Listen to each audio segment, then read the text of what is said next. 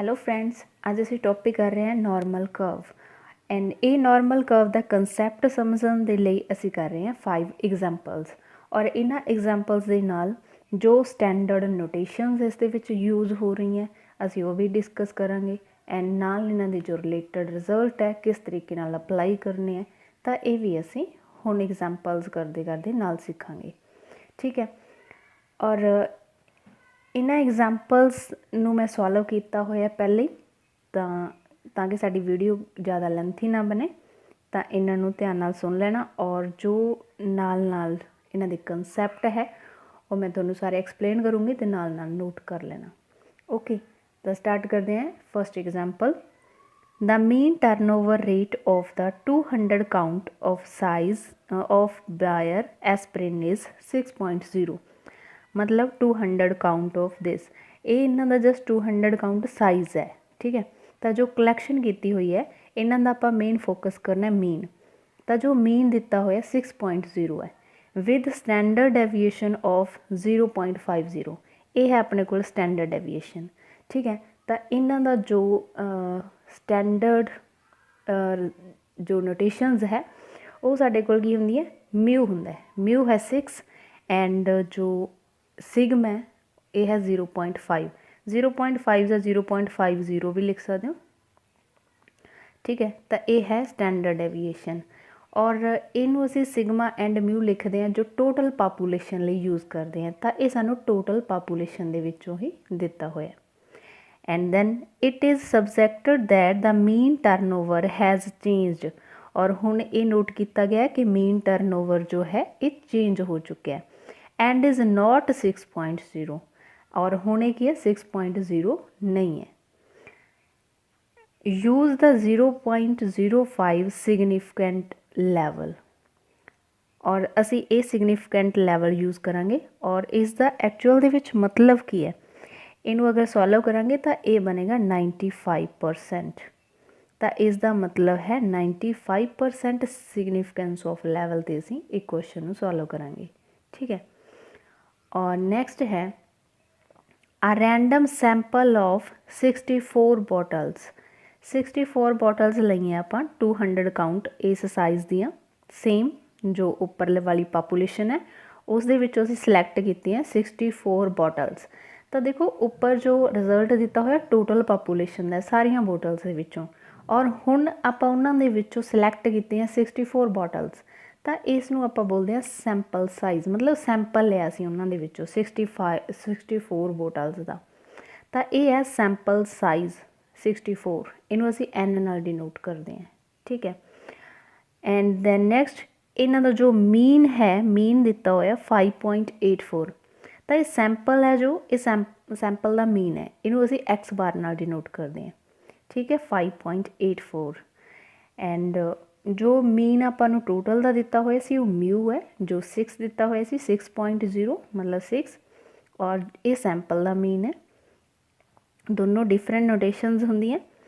Should we reject the hypothesis that the population mean is 6.0 जो population का total mean सी वो 6.0 है, तो ये सानू रिजेक्ट करना चाहिए या नहीं करना चाहिए असी ये इत्थे कैलकुलेट करना है। तो देखो नल हाइपोथेसिस कहने आप एच नॉट नूं, तो एच नॉट नल हाइपोथेसिस लैके चलते हैं जो चीज़ पहला ऑलरेडी सी, तो पहला की सी अपने कोल म्यू अपने कोल 6 सी। ठीक है, टोटल पापूलेशन का जो मीन है, तो इनू असी लैके चलांगे नल हाइपोथेसिस और न्यू हाइपोथेसिस की कंडीशन की है जो इन्होंने क्लेम किया होया कि हुण ये साइज़ नहीं है, हुण ये साइज़ नहीं है, तो नहीं है दिस मीनस H1 नूं असीं लैके चलांगे mu is not equals to 6। असीं ये चैक करना है कि H0 जो पहला वाला जो म्यू सी 6 सी अपने कोल मीन, तो इनू रिजेक्ट करना चाहिए या नहीं करना चाहिए ये चैक कर रहे हैं असीं। क्लीयर, और इस तो बाद हुण देखो ये सारी चीज़ असी कैलकुलेट कर चुकी है। ये साडा फर्स्ट स्टैप है क्वेश्चन दे विच जो इनफॉर्मेशन दी हुई है इसनूं असी सारी इनफॉर्मेशन स्टैंडर्ड नोटेशन के अकॉर्डिंगली लिखना। ठीक है, ये स्टैप 1 कंप्लीट हो चुके हैं। उस तो बाद एक ग्राफिकली इसनूं ड्रॉ करना है स्टैप, एक स्टैप ये होएगा और एक कैलकुलेशन करांगे असीं इस दे विचों वेरीएबल। एक स्टैप ये होएगा, इन्हां दोनों दे विचों तुसीं अपने अकॉर्डिंगली जो भी ईजी लगता है तो एक स्टैप पहला कर सकते हो, दूसरा बाद विच। ठीक है, तो असी Z कैलकुलेट करते हैं। तो Z कैलकुलेट करने वास्ते इस दे लिए फॉर्मूला गिवन है। ठीक है, और इस दे विच इत्थे ध्यान नाल देखना, आपां नूं सिग्मा दिता होया है, जो मीन है total population, sorry standard deviation है टोटल पापूलेशन की, वो इत्थे दिती हुई है सिग्मा। ठीक है, किसी होर एग्जाम्पल्स करांगे वो डिफरेंट होएगा, उत्थे नोट करना की चेंज है। तो ये Z लिखते हैं आप, जो सिग्मा होंगे उदों Z लिखते हैं, मतलब टोटल पापूलेशन की स्टैंडर्ड डेविएशन है, तो वो वेरीएबल यूज़ करांगे तो Z। बाकी ऊपर सेम होएगा। एंड ये सैंपल दिता होया आपां नूं, ये सैंपल साइज़ है N। ओके, सारिया वैल्यूज़ पुट कर देनी है एंड कैलकुलेट करना है वैल्यू। तो Z की वैल्यू आएगी -2.56। ओके, एंड दूसरी जो वैल्यू है Z की, वो असी ग्राफ की हैल्प नाल देखांगे की आ रही है। तो हुण देखो, ये रिजैक्ट करना है या असैप्ट करना है, ये टोटली इस पर डिपेंड है। और इस दे विच देखो 95% सिग्निफिकेंस लैवल दिता होया, तो दिस मीनस जिहड़ा एरिया सी सिलैक्ट रीजन दे विच रखना है, मतलब नॉट रिजैक्टेड दे विच रखना, वो 95% होएगा। बट 95% असी एरिया साइड तो लैना या सेंटर तो लाना है, ये असी इत्थों देखांगे। देखो म्यू की वैल्यू इक्वल्स टू 6 है, नल हाइपोथेसिस जो नॉट इक्वल है। जो इक्वल एंड नॉट इक्वल दोनों आप यूज़ कर रहे हैं, तो बिल्कुल सेंटर दे विचों लैना तुसीं 95%।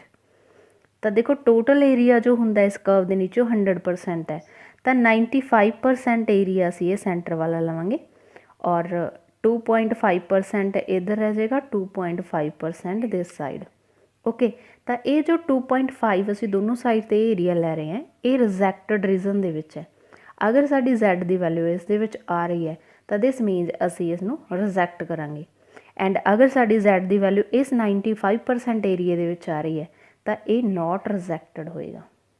ओके, तो दैन ये असी देखांगे Z की वैल्यू इस ते कितनी होएगी।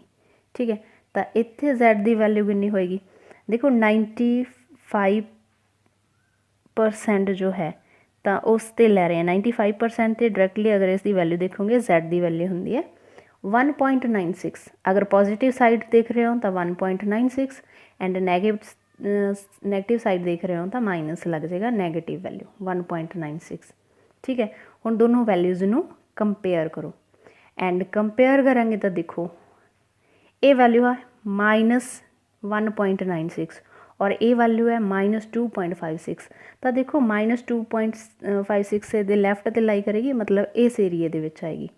एंड ये वाला एरिया जो है, दोनों एरिया ये साडे कोल की रिजैक्टेड एरिया है। सो दिस मीनस ये वैल्यू जो है ये रिजैक्टेड रीजन दे विच आ रही है। सो असी की करांगे, इस हाइपोथेसिस नूं नल हाइपोथेसिस रिजैक्ट हो रहा है। रिजैक्ट करन तो अपने को रिजल्ट की आ रहा है कि हुण जो है पापूलेशन उसका मीन जो है वो चेंज हो गया, वो हुण 6 नहीं है, मतलब असी नल हाइपोथेसिस नूं रिजैक्ट किया तो H0 रिजैक्ट हो गया। ठीक है, ये रिजैक्ट हो गया, दिस मीनस हुण की होएगा, ए वाला सिलैक्ट होएगा, मीन जो है वो 6 नहीं होएगा। टेबल की जो वैल्यू असी ये यूज़ की हुई है 95% सिग्निफिकेंस लैवल दे 1.96 जो इसकी वैल्यू है, ये तुसी याद रखनी है। ये टेबल दे विचों दिखण दे विच थोड़ी जी दिक्कत आउंदी है और इसलिए ये वैल्यू स्टैंडर्ड है जो ज़्यादातर यूज़ होंदी है, तो वो मैं नाल तुहानूं नोट करवाऊँगी, तो वो तुसी याद रखनी है। ठीक है, तो डायरैक्टली वैल्यू 1.96 असी डायरैक्टली यूज़ कर सकते हैं। नैक्सट सेकेंड एग्जाम्पल है, the Mechanize Valley bottling company distributes root beer labelled 32 oz. ओज इत्थे एक कोई पर्टिकुलर स्टैंडर्ड मेज़र है। तो इसका मतलब की है कि एक कंपनी है जो रूट बीयर का लेबल लगा रही है और यह है 32। देखो जो 32 इन्होंने यूज़ किया हुआ है वो आम जो है नैचुरली असी 32 यूज़ कर रहे हैं, वो टोटल पापूलेशन ते एप्लीकेबल होंदा है। तो ये जो एप्लीकेबल हो रहा यही मीन होंदा है, तो ये साडे कोल टोटल पापूलेशन का मीन होएगा 32। ठीक है, ਤਾਂ ਮੀਨ ਨੂੰ ਅਸੀਂ ਕਿਹਦੇ ਨਾਲ ਡਿਨੋਟ ਕਰਦੇ ਹਾਂ, ਮਿਊ ਨਾਲ। ਠੀਕ ਹੈ, ਸੋ ਇਹ ਮਿਊ ਹੋਏਗਾ 32 ਮੀਨ। ਔਰ next, an inspector randomly selects 50 of these bottles. ਇਹਨਾਂ ਬੋਟਲ ਦੇ ਵਿੱਚੋਂ ਇੱਕ ਇੰਸਪੈਕਟਰ ਰੈਂਡਮਲੀ ਸਿਲੈਕਟ ਕਰਦਾ 50 ਬੋਟਲਸ। ਮਤਲਬ ਕੀ ਹੈ, ਇਹਨਾਂ ਬੋਟਲ ਦੇ ਵਿੱਚੋਂ ਉਹਨੇ ਇੱਕ 50 ਬੋਟਲਸ ਦਾ ਸੈਂਪਲ ਲਿਆ, ਤਾਂ ਇਹ ਸੈਂਪਲ ਦਾ ਸਾਈਜ਼ ਹੈ, ਤਾਂ ਐਨ ਦੀ ਵੈਲਿਊ ਹੋਏਗੀ 50। Measures their content and obtains a sample mean of this. ਤਾਂ ਉਹਨੇ ਕੀ ਕੀਤਾ, ਇਹਨਾਂ ਦਾ ਮੀਨ ਕੈਲਕੂਲੇਟ ਕੀਤਾ, ਉਹਨਾਂ ਦਾ ਕੰਟੈਂਟ ਪੂਰਾ ਮੇਜ਼ਰ ਕਰਕੇ, ਔਰ ਇਸ ਦੇ ਵਿੱਚ ਮੀਨ ਆਇਆ 31.8 ਓਸ। ਠੀਕ ਹੈ, ਤਾਂ ਇਹ ਕੀ ਹੈ, ਸੈਂਪਲ ਦਾ ਮੀਨ ਹੈ, ਤਾਂ ਸੈਂਪਲ ਦਾ ਮੀਨ ਨੂੰ ਅਸੀਂ ਕਿਹਦੇ ਨਾਲ ਡਿਨੋਟ ਕਰਦੇ ਹਾਂ, ਐਕਸ ਬਾਰ ਨਾਲ। ਤਾਂ ਐਕਸ ਬਾਰ ਦੀ ਵੈਲਿਊ ਇਹ ਹੋਏਗੀ। ਐਂਡ ਆ ਸੈਂਪਲ ਸਟੈਂਡਰਡ ਡੈਵੀਏਸ਼ਨ, ਤਾਂ ਇਸ ਸੈਂਪਲ ਦੀ ਸਟੈਂਡਰਡ ਡੈਵੀਏਸ਼ਨ ਹੈ 0.75 ਓਸ। ਤਾਂ ਇਹ ਸਟੈਂਡਰਡ ਡੈਵੀਏਸ਼ਨ ਜੋ ਹੈ ਉਹ ਦੇਖੋ ਸੈਂਪਲ ਦੀ ਹੈ, ਤਾਂ ਇਹਨੂੰ ਅਸੀਂ ਐਸ ਨਾਲ ਡਿਨੋਟ ਕਰਦੇ ਹਾਂ। ਲਾਸਟ ਐਗਜ਼ਾਮਪਲ 'ਚ ਸਿਗਮਾ ਸੀ, ਬਿਕੋਜ਼ ਉਹ ਪਾਪੂਲੇਸ਼ਨ ਦੀ ਸੀ, ਬਟ ਇੱਥੇ ਕੀ ਹੈ, ਸਟੈਂਡਰਡ ਡੈਵੀਏਸ਼ਨ ਸੈਂਪਲ ਦੀ ਹੈ, ਤਾਂ ਐਸ ਨਾਲ ਡਿਨੋਟ ਕਰਾਂਗੇ।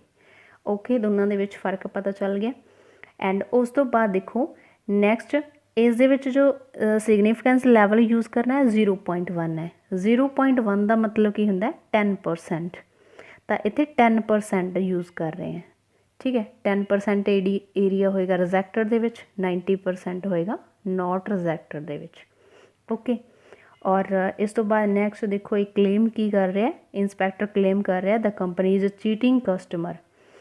ਕੰਪਨੀ ਕਸਟਮਰ ਨੂੰ ਚੀਟਿੰਗ ਕਰ ਰਹੀ ਹੈ, ਤਾਂ ਉਸ ਦੇ ਵਿਰੁੱਧ ਜਿਹੜਾ ਹੈ ਕੋਈ ਫਾਈਲ ਜਿਹੜੇ ਹੈ ਉਹ ਚਾਰਜ ਕਰਨੇ ਹੈ ਜਾਂ ਨਹੀਂ ਕਰਨੇ, ਇਹ ਜੋ ਹੈ ਡਿਸਾਈਡ ਕਰਨਾ ਅਸੀਂ ਇਸ ਕਲੇਮ ਦੇ ਵਿਦ ਰਿਸਪੈਕਟ ਅਸੀਂ।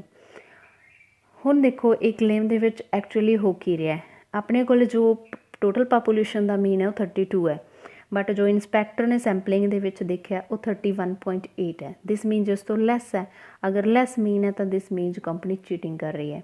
ਓਕੇ, ਤਾਂ ਹੁਣ ਅਸੀਂ ਡਿਸਾਈਡ ਕਰਾਂਗੇ ਕਿ ਚੀਟਿੰਗ ਕਰ ਵੀ ਰਹੀ ਹੈ ਜਾਂ ਨਹੀਂ ਕਰ ਰਹੀ।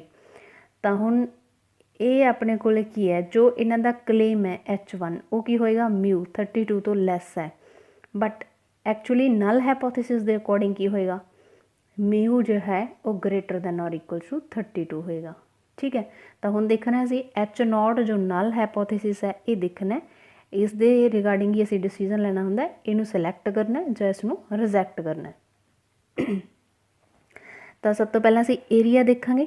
ਏਰੀਆ ਦੇ ਅਕੋਰਡਿੰਗਲੀ ਹੁਣ ਦੇਖੋ ਅਸੀਂ ਇਸ ਦੇ ਵਿੱਚ ਮਿਊ ਜੋ ਲੈਣਾ, ਮਿਊ, ਤਾਂ ਮਿਊ ਇਸ ਦੀ ਗੱਲ ਹੋ ਰਹੀ ਹੈ ਸਿਲੈਕਟ ਹੋਣ ਦੀ, ਤਾਂ ਸਿਲੈਕਟ ਹੋਏਗਾ ਜਦੋਂ ਮਿਊ 32 ਤੋਂ ਗ੍ਰੇਟਰ ਹੋਏਗਾ, ਗ੍ਰੇਟਰ ਦੈਨ ਔਰ ਇਕੁਅਲ ਟੂ।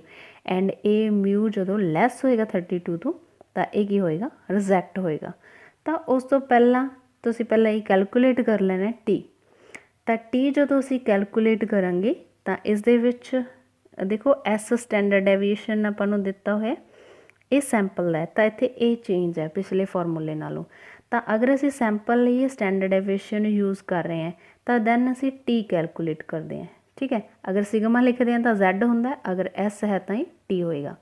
ਤਾਂ ਇਹ ਵੀ ਦੋਨਾਂ ਐਗਜ਼ਾਮਪਲ ਦੇ ਵਿੱਚ ਡਿਫਰੈਂਸ ਹੈ, ਬਾਕੀ ਸੇਮ ਹੈ। ਕੈਲਕੂਲੇਟ ਕਰਾਂਗੇ ਟੀ ਦੀ ਵੈਲਿਊ ਇਹ ਆਏਗੀ, ਤਾਂ ਇੱਥੋਂ ਤੁਹਾਨੂੰ ਥੋੜ੍ਹਾ ਆਈਡੀਆ ਹੋ ਜਾਏਗਾ ਟੀ ਦੀ ਵੈਲਿਊ ਨੈਗੇਟਿਵ 'ਚ ਆ ਰਹੀ ਹੈ, ਤਾਂ ਦਿਸ ਮੀਨਸ ਅਸੀਂ ਇਹ ਵਾਲਾ ਏਰੀਆ ਲੈ ਰਹੇ ਹਾਂ ਇਸ ਦੇ ਲਈ ਕਿ ਅਗਰ ਇਹ 10% ਜੋ ਹੈ ਰਿਜੈਕਟਡ ਦੇ ਵਿੱਚ ਜਾ ਰਿਹਾ ਤਾਂ ਮੀਨ 32 ਤੋਂ ਲੈਸ ਹੋਏਗਾ, ਤਾਂ ਲੈਸ ਦਿਸ ਸਾਈਡ ਹੋਏਗਾ। ਤਾਂ ਤੁਹਾਨੂੰ ਦੋਨਾਂ ਚੀਜ਼ਾਂ ਤੋਂ ਇਹ ਚੀਜ਼ ਦਾ ਅੰਦਾਜ਼ਾ ਹੋ ਜਾਂਦਾ ਕਿ ਗ੍ਰਾਫ ਕਿਸ ਟਾਈਪ ਦਾ ਬਣੇਗਾ। ਤਾਂ ਇਸ ਤੋਂ 10% ਇੱਧਰ ਹੋਏਗਾ ਰਿਜੈਕਟਡ ਏਰੀਆ, ਠੀਕ ਹੈ, ਔਰ ਜਿਸ ਦੇ ਵਿੱਚ ਰਿਜੈਕਟ ਨਹੀਂ ਹੋਏਗਾ ਉਹ ਏਰੀਆ ਕੀ ਹੋਏਗਾ, ਗ੍ਰੇਟਰ ਦੈਨ ਵਾਲੀ ਸਾਈਡ ਹੋਏਗਾ। ਤਾਂ ਮਿਊ ਕੀ ਹੋਏਗਾ, 32 ਤੋਂ ਗ੍ਰੇਟਰ ਹੋਏਗਾ ਦਿਸ ਸਾਈਡ, ਪੋਜ਼ੀਟਿਵ ਸਾਈਡ। ਤਾਂ ਪੋਜ਼ੀਟਿਵ ਸਾਈਡ ਨਲ ਹਾਈਪੋਥੇਸਿਸ ਹੈ, ਤਾਂ ਇਹ 90% ਏਰੀਆ ਇਸ ਸਾਈਡ ਹੋਏਗਾ ਜੋ ਨਲ ਹਾਈਪੋਥੇਸਿਸ ਨੂੰ ਨੋਟ ਰਿਜੈਕਟਡ ਦੇ ਵਿੱਚ ਹੈ, ਮਤਲਬ ਸਿਲੈਕਟ ਕਰੇਗਾ। ਐਂਡ 10% ਹੈ ਜੋ ਇਹਨੂੰ ਰਿਜੈਕਟਡ ਏਰੀਆ ਦੇ ਵਿੱਚ ਲੈ ਕੇ ਜਾਏਗਾ। Okay, clear. ਔਰ ਉਸ ਤੋਂ ਬਾਅਦ ਹੁਣ ਤੁਸੀਂ ਕੀ ਕਰਨਾ, ਇਹ ਵਾਲੀ ਵੈਲਿਊ ਦੇਖਣੀ ਹੈ ਕੀ ਹੋਏਗੀ, ਔਰ ਇਹ ਵਾਲੀ ਵੈਲਿਊ ਕਿੱਥੋਂ ਦੇਖਣੀ ਹੈ, ਅਸੀਂ ਟੇਬਲ ਤੋਂ ਦੇਖਣੀ ਹੈ। ਤਾਂ ਟੇਬਲ ਤੋਂ ਅਸੀਂ ਇਸ ਤਰੀਕੇ ਨਾਲ ਦੇਖਦੇ ਹਾਂ। ਵੈਲਿਊ ਦੇਖਣ ਲਈ ਦੇਖੋ ਅਸੀਂ ਟੇਬਲ ਯੂਜ਼ ਕਰ ਰਹੇ ਹਾਂ ਏਰੀਆ ਫਰੋਮ ਦਾ ਲੈਫਟ। ਤਾਂ ਦਿਸ ਮੀਨਸ ਜੋ ਅਸੀਂ Z ਦੀ ਵੈਲਿਊ ਜਿਸ लाइन ते देख रहे हैं उसके लैफ्ट साइड का एरिया जो रिजैक्टेड एरिया साडा वो 10% है, तो असी वैल्यू देखनी है उस एरिए के अकॉर्डिंग 10% एरिया। सो 10% का मतलब है 0.1, ठीक है। तो इसनों असी टेबल के अकॉर्डिंगली अगर लिखिए, मतलब पॉइंट तो बाद 4 डिजिट लगाए हुए है, तो 0.1 के नाल असी 000 ऐड कर सकते हैं, ठीक है। तो मतलब असी 1000 के नेड़े इत्थे वैल्यू देखनी है, उसके नेड़े वैल्यू की है। तो इस टेबल के विच ध्यान नाल देखो 1000 के नेड़े जो वैल्यू है वो 1003 है, और इस दे लैफ्ट ते और राइट ते चैक कर सकते हो बाकी वैल्यूज़ इस तो ज़्यादा डिफरेंट है, मीनस इन्हां दा डिफरेंस ज़्यादा है 1000 नालों, ठीक है। सो 1000 के नीयर वैल्यू ही यही वैल्यू है। हुण इस वैल्यू के बिल्कुल लैफ्ट ते तुसी वैल्यू चैक करनी है, तो लैफ्ट ते जो रो वाइज है तो ये वैल्यू तुहानूं टेबल दे विच दिखेगी। ये वैल्यू आ रही है -1.2, तो -1.2 ये वैल्यू लैनी है असी लैफ्ट तो। एंड अगर तुसी उपर वाल देखोगे तो उपर वाल इस कॉलम दे विच तुहानूं वैल्यू दिख रही है 0.08। तो हुण इन्हां दोनों वैल्यूज़ नूं तुसी ऐड कर दो तो ये साडे कोल आंसर देगा -1.28। तो इस तरीके नाल ये जो वैल्यू है साडे कोल आई है -1.28। तो हुण टेबल तो ये वैल्यू देखी तो ये वाली वैल्यू हुण क्लीयर है। तो दोनों वैल्यूज़ नूं दोनों नूं कंपैरिजन करो, तो इत्थे टी की वैल्यू इस लाइन ते ए आ रही है। तो हुण कंपैरिजन करना है कि इधर रिजैक्टेड है, इधर नॉट रिजैक्टेड रीजन है। तो ए वाली वैल्यू किस रीजन दे विच आ रही है, तो ए वाली वैल्यू रिजैक्टेड रीजन दे विच आ रही है। सो दिस मीनस असी इस हैपोथेसिस नूं रिजैक्ट करांगे, एच नॉट रिजैक्ट होएगा। सो जो कंपनी वो चीटिंग कर रही है तो उन्होंने विरुद्ध जो है फाइल चार्ज करनी चाहिए है।